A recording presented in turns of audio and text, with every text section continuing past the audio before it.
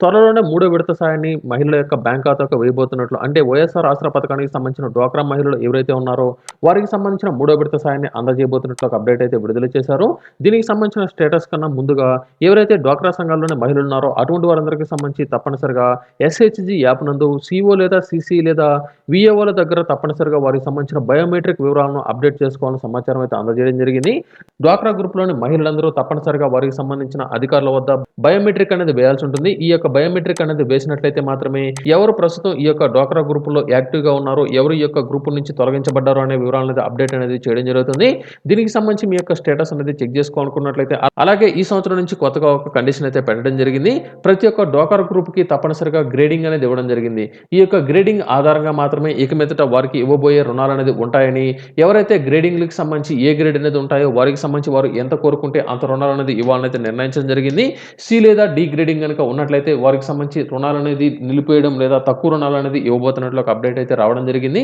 దీనికి సంబంధించి మీ యొక్క గ్రూప్‌లో ఎంత అమౌంట్ అనేది తీసుకొని ఉన్నారో, అలాగే మీ యొక్క గ్రూప్‌కి సంబంధించి ఏ గ్రేడింగ్ అనేది ఇవ్వడం జరిగిందో, మీ యొక్క వివరాలనేది ఏ విధంగా తెలుసుకోవాలనుకున్నట్లయితే ఈ యొక్క లింక్‌ను నేను ఆల్రెడీ మీకు డిస్క్రిప్షన్‌లో అయితే అందజేశాను. ఇక్కడ మీకు సంబంధించి డిస్ట్రిక్ట్ అనేది సెలెక్ట్ చేసుకోవాల్సి ఉంటుంది. అలాగే ఇక్కడ మీకు సంబంధించిన మండలం ఏదైతే ఉందో ఆ యొక్క మండలం సెలెక్ట్ చేసుకొని ఇక్కడ మీ యొక్క క్లస్టర్ అనేది ఏదైతే ఉందంటే మీ యొక్క డ్వాక్రా గ్రూప్‌కి సంబంధించి ఏదైతే క్లస్టర్ అనేది ఉందో ఇక్కడ చూసుకున్నట్లయితే ఇక్కడ నేను ఈ యొక్క చెన్నూరు అనేది సెలెక్ట్ చేయడం జరిగింది. అలాగే మీకు సంబంధించిన వివో ఎవరైతే ఉన్నారో ఆ యొక్క వివోకి సంబంధించి చెన్నూరు 1, చెన్నూరు 2, చెన్నూరు 3 ఇలా ఏదైతే గ్రూప్ అనేది ఉందో ఆ యొక్క గ్రూప్ మీద సెలెక్ట్ అనేది చేసుకున్నట్లయితే ఉదాహరణకు ఇక్కడ నేను 1 అనేది సెలెక్ట్ చేసుకోవడం జరిగింది. ఈ యొక్క చెన్నూరు 1లో ఎన్ని డ్వాక్రా గ్రూపులు అనేది ఉన్నాయో ఆ యొక్క డ్వాక్రా గ్రూపులు అన్ని వివరాలు అయితే ఇక్కడైతే రావడం జరుగుతుంది. ఇక్కడ నేను ఉదాహరణగా ఒకటోది ఏదైతే ఉందో ఆ యొక్క ఒకటోది నేను డిఫాల్ట్‌గా అయితే సెలెక్ట్ చేసుకోవడం జరిగింది. సెలెక్ట్ చేసుకొని ఇక్కడ మెంబర్ టైప్ అనేది ఉంది కదా! ఇక్కడ ఆల్ అనేది సెలెక్ట్ చేసుకొని ఇక్కడ ప్లస్ మార్క్ అనేది ఉంటుంది మనకి. ఈ యొక్క ప్లస్ మార్క్ మీద క్లిక్ చేసినట్లయితే మనకు కొత్తగా మరొక 3 ఆప్షన్‌లు అయితే రావడం జరుగుతుంది. ఇందులో రెండో ఆప్షన్ మీద సెలెక్ట్ చేసుకొని పూర్తి వివరాలు అయితే వస్తాయి.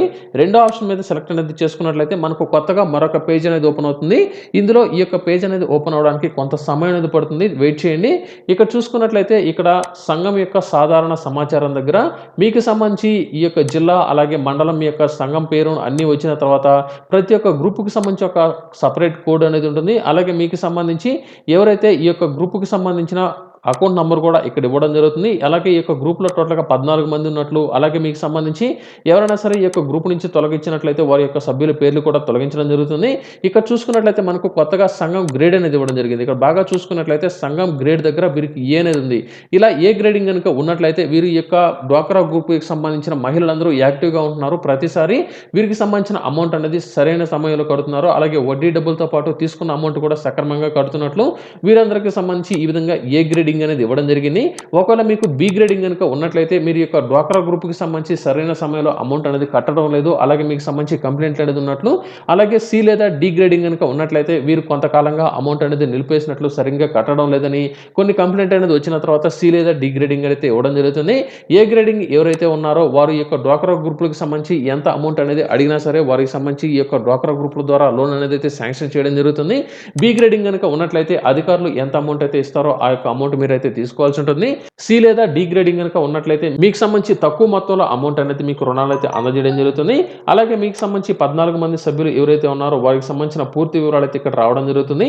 అలాగే ఈ యొక్క గ్రూప్‌లో ఎవరి పేర్లు అనేది తొలగించినట్లయితే వారి యొక్క పేర్లు ఇక్కడ తొలగించినట్లు కూడా రావడం జరుగుతుంది.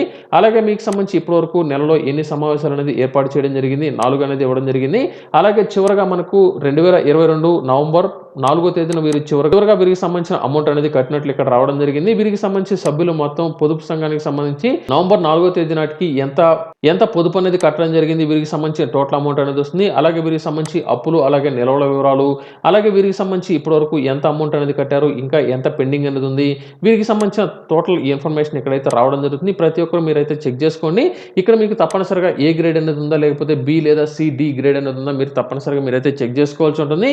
ప్రతి ఒక్కరు మీకు సంబంధించి ఎవరైతే సంబంధిత సెర్ఫ్ అధికారులు ఉన్నారో వారు మీ దగ్గర కనుక వచ్చినట్లయితే తప్పనిసరిగా మీ యొక్క బయోమెట్రిక్ వివరాలు అనేది తప్పనిసరిగా మీరు అనేది ఎంటర్ అనేది చేసుకున్నట్లయితే వైఎస్ఆర్ ఆసరా పథకానికి సంబంధించిన మూడో విడత సాయాన్ని త్వరలోనే అందజేయబోతున్నట్లు అప్డేట్ అయితే విడుదల చేశారు.